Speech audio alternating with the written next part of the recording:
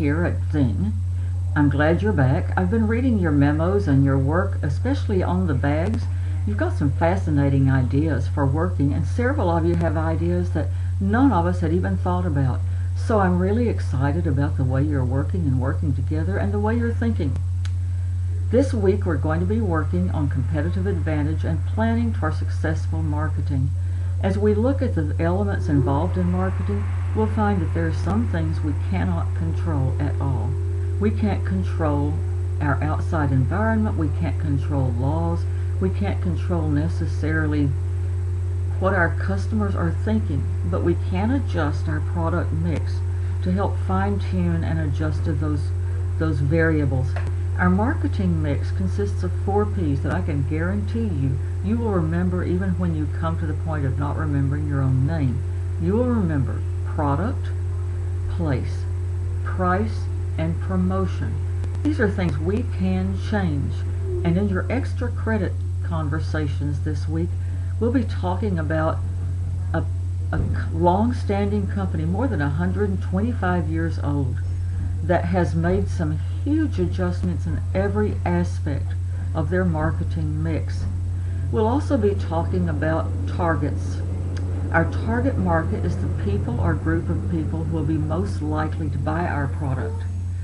Who are they? What are they like? We'll be discussing this in depth in Unit 7.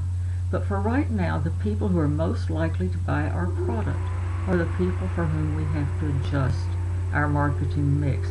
It's not unlike having a cake and you've discovered that you're baking a cake for someone who's allergic to chocolate. You have to readjust because your target can't tolerate that element. So you may have to look at making a fruit cake or a carrot cake, but not a chocolate cake because it would make them sick.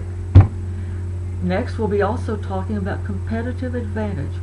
What is it that makes our product or service stand out from everybody else? Your case study is about Cirque du Soleil, a group that has an incredibly unique product.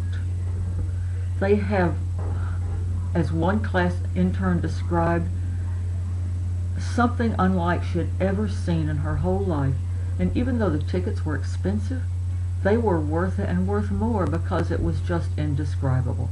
The costumes, the setting, the things they did with their acrobatic bodies made things so incredible that it was worth it at any price.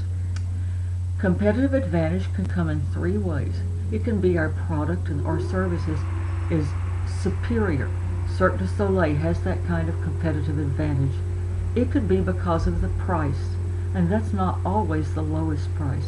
Sometimes it may be a higher price, as in Coach purses, that indicates quality. People feel like they're really going to get a good deal, and they do. Finally, we can have a competitive advantage in a niche. When Starbucks began, they had a niche market. There were very few coffee houses. Very few people even thought of selling coffee at high prices to drink. But Starbucks has been wildly successful and has had many imitators. So as you look through your products and your various activities, think of these 3 things. Another thing we can do is a SWOT analysis. Sometimes I think about bringing on a SWAT team. Strengths and weaknesses that we have are inside our organization. They're things we can change. Opportunities and threats are outside. Those are things we cannot change, no matter how badly we want to. Look at MCC, for instance.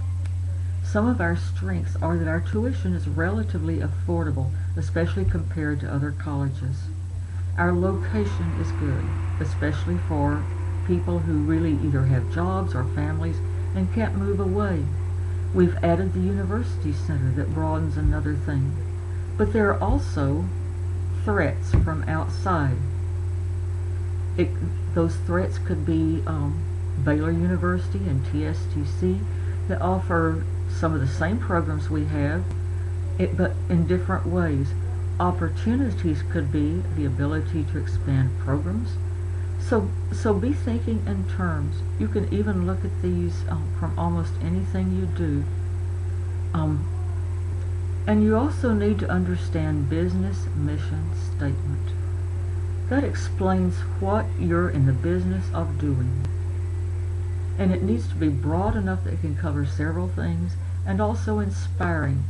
These are things that will go into your business plan, your marketing plan that you do toward the end of the semester.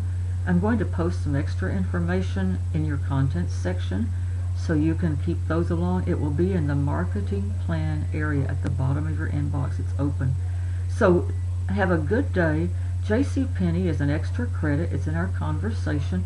It can be used to cover any kind of grade that you'd like to replace because we always drop the lowest 5 grades. JCPenney's made a startling announcement this week.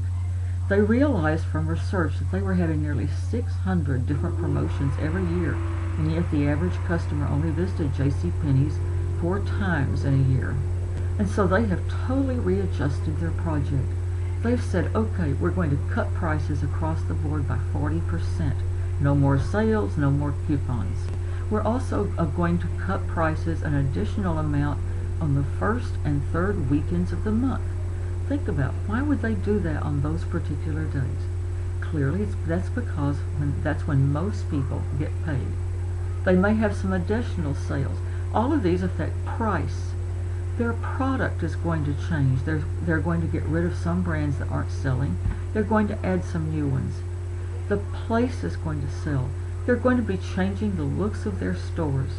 And finally, their promotion is going to change in that they're not going to be having a lot of sales promotions that like they've been having with coupons and sales. They're going to take a different aspect.